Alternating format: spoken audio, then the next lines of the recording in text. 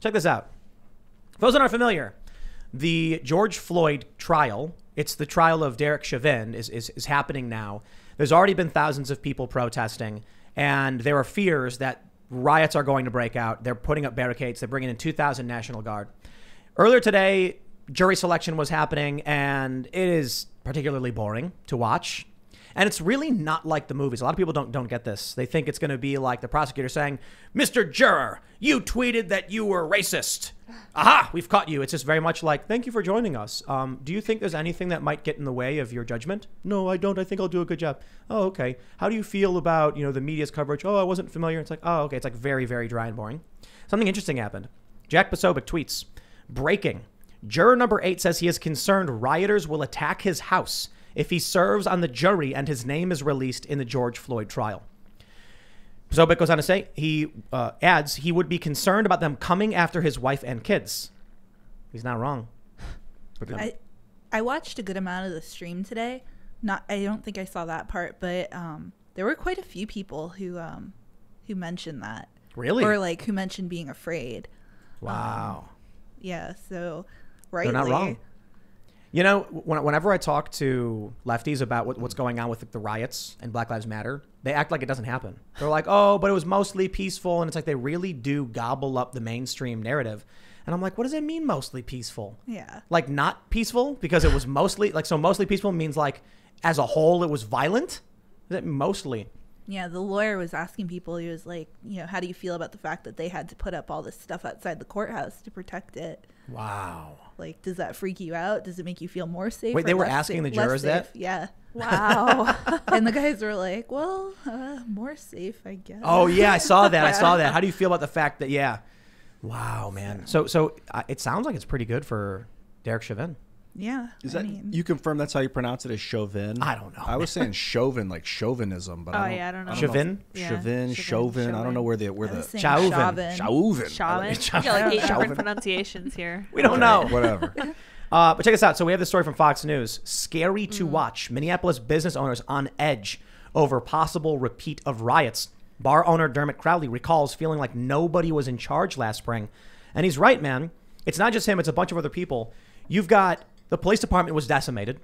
They defunded the police. They all voted for it. Then crime and homicide skyrocketed. And then they were like, what do we do? And then the constituents started complaining. And then the city council was like, bring back the police.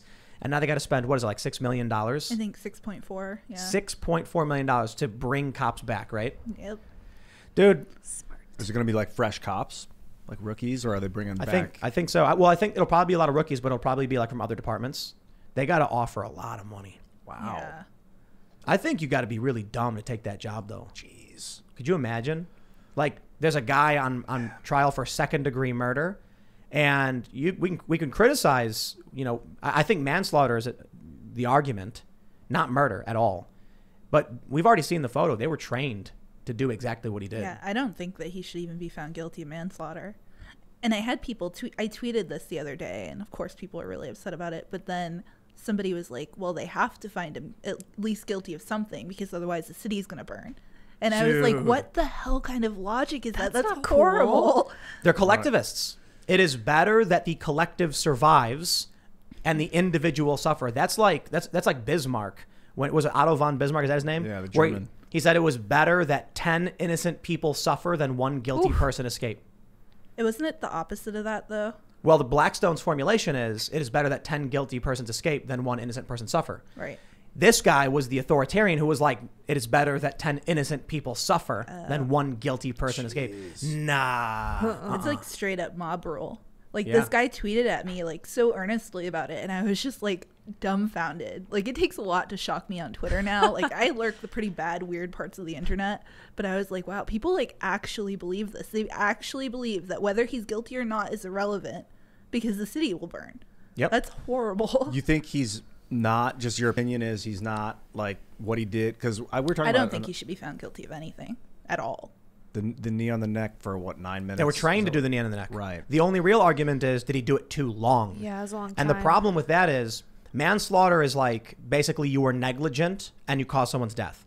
There's an argument, okay, that he was kneeling too long, and when George Floyd became unresponsive, they should have been monitoring the situation better. But also, I think it's hard to know, man. People they see these things and they're like, I know exactly what I would do in that situation. You give somebody, we talked about this, we talked about it the other day. You give someone a handgun who's never shot a handgun before and they're surprised they can't hit anything with it. And then try and put them in one of these situations and they think they know what would happen. For all we know, Chauvin was just like his mind was going a mile a minute and he's got people around him screaming and filming. And so he's just totally pulled from the moment. And he's kneeling on George Floyd because they were trained to do it. And he did it for several minutes too long without. But the thing is, though, like, I watched that video and I feel like I watched a completely different video than the left because George Floyd was out of control. Like, what were they supposed to do? They had him in the cop car and then he was like, no, I got to get out. I got to lay down. I got to lay down. He said, lay me on the ground 3 times. And so they keep saying that they were worried about, like, excited delirium because he was clearly on drugs. We're in the middle of a pandemic. He wasn't wearing a mask. He had the coronavirus, didn't he? Yes. And so what are they supposed to do? They have to keep that guy's head away from them. It's a pandemic. Like, that's crazy, too. We're seeing it everywhere. I saw a toxicology report that said that he was intoxicated on fentanyl. Yeah. And other things. Everything. Yeah. Caffeine he had in his system. No, there was like fentanyl and like methamphetamines, I believe. Yeah. And caffeine was one too they found. Yeah. So Tucker was bold. Tucker said he did die of overdose, but the medical examiner said that's not what he reported. That I guess the general idea from the medical examiner is it was a combination of all of these factors, which I guess the suggestion is if he wasn't restrained that way, he would not have died. Oh, I see. So Yeah. I saw 2 medical examiner reports. One was from the family, and they said asphyxiation death. And then another one came out and said it was a heart failure. And that could have been brought on by the trauma from the neck. They said it was an underlying heart condition with drugs in his system, combined with the restraint. So I guess the issue is, do you trust the family when they come out and they say, "Oh yeah, it's exactly what everyone said it was"? They're not using that report. I don't trust anyone at face value. I want to look at all the evidence. I think he's gonna. Well, I don't know what's gonna happen. I think there's a strong possibility. Like we're looking. Let me pull up this juror thing real quick so I can give some context. The Daily Mail says revealed. White chemist who thinks Black Lives Matter is too extreme and hasn't seen the George Floyd video, and woman of color who's related to a cop are the first 2 jurors selected in Derek Chauvin's trial. So that so far, I'm like, that sounds favorable for Chauvin. I mean, a guy who thinks Black Lives Matter is too extreme, he's probably approaching this from a more neutral, but I mean, it sounds like he's biased against Black Lives Matter. Not that I think Black Lives Matter will play a big role in whether or not Chauvin did right or wrong, because it's not like George Floyd was literally a Black Lives Matter activist. But then you have this woman who's related to a cop. So to what degree is she related to him? Is it like her uncle she doesn't talk to? Or is it, her brother who tells her stories every single day? Right. I think that'll be interesting. Related to a police officer. But I think either way, so far, this leans in his favor. Especially when you consider all of these jurors, like you were mentioning, have to walk into this building surrounded by barricades and razor wire and cops. And then they're like, how do you feel knowing they had to do this?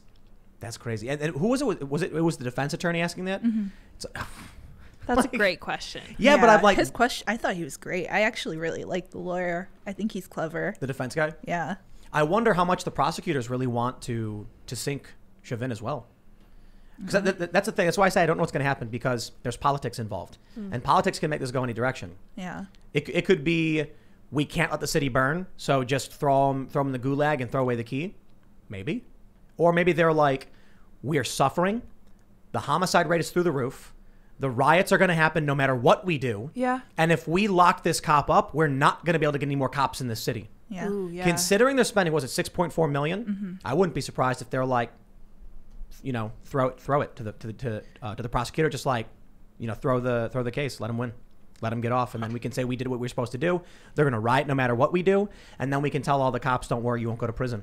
I'm kind of nervous about the juror that said he was afraid they were going to attack his family.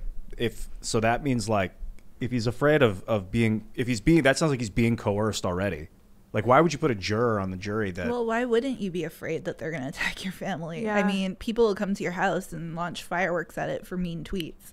I mean... That was you. Yeah. Yeah, it's messed up. I have a really strong opinion about this because of personal experience. But, I mean, why wouldn't you think that? Like, Minneapolis activists were going to people's houses. They had a doxing Facebook group where they posted addresses and different things of people who were Trump supporters. Like, they had a mob go to somebody's house just because they had a Trump flag last year. I was we were talking. It was last year. It was the day that happened to you, and I was talking about how, like, with all the riots going on, at the house, we got to be careful, and everybody should be vigilant, and keep your eyes and ears open and ready, because we might start seeing these people show up at houses. And I remember some of my friends were just like, I don't think so, man. No, look, like, they're protesting and rioting, but they're not going to people's houses. And then, like, the next day, I see Cassandra being like, they were at my house banging on the doors, firing fireworks. And I'm just like, let's get that house. Look at that. Yeah, let's go move to the woods. Get away from it. I was covering the riot that night, and it was like 2 miles from my house. You know where I lived. It was, pretty close to the White House, and it was the night they burnt that church. And I was talking to my boyfriend on the phone, and I was like, I'm kind of freaked out. I got, like, way more specific death threats than normal today, because I get them all the time, but, like, people are messaging me, like, my address and DMing me my address and all this stuff, and I was like, I'm a little worried, but I guess I'm gonna go to bed. And then, like, literally 2 minutes after I got off the phone, I just hear, like, poof, poof, poof, poof. I was like, wow. And it was fireworks they were shooting at your window? Yeah, so I heard this car come up, and they, like, screeched around the corner, and it was right after the riot ended. So I was covering the riot, and I was like, okay, it looks like it's all done. Everybody's, settling down. It was like 4 o'clock in the morning. And then, like, just minutes later, I hear this car, like, screech and then slam the brakes, because I lived on a corner. And they, like, turn that way. And then I get out, and, like, fireworks just start launching at my house. And then I hear somebody banging on my window with what sounded like a stick or something. And then you had some media activist go around claiming that you made the whole story up. Yeah, he said that he talked to my neighbors who had a Black Lives Matter flag in their window, but my boyfriend went over there and was like, hey, did you talk to him? And they were like, no, nobody even came here. Yeah. Fake news. And they came to, like, my Halloween party and stuff. Like, I'm friendly with them. Yeah. And so they were like, we'll go on record saying he's lying if you want. But yeah, he claimed that, like, there was just happened to be fireworks at my house. Were you at 4 a.m. Was it first floor? Yeah. And were there bars on the windows? No. So it was not fun. And my daughter was home. That's wicked, man. Thanks for checking out this clip from the Timcast IRL podcast. If you want to see the full show, come back to this channel, youtube.com/TimcastIRL, Monday through Friday at 8 p.m., where you can leave comments and super chat, and we actually will read your comments on the show. Don't forget to like, share, subscribe, and if you want exclusive members-only content, segments you can't get anywhere else, go to timcast.com, become a member, and we even have full bonus episodes. Thanks for hanging out, and we'll see you all next time.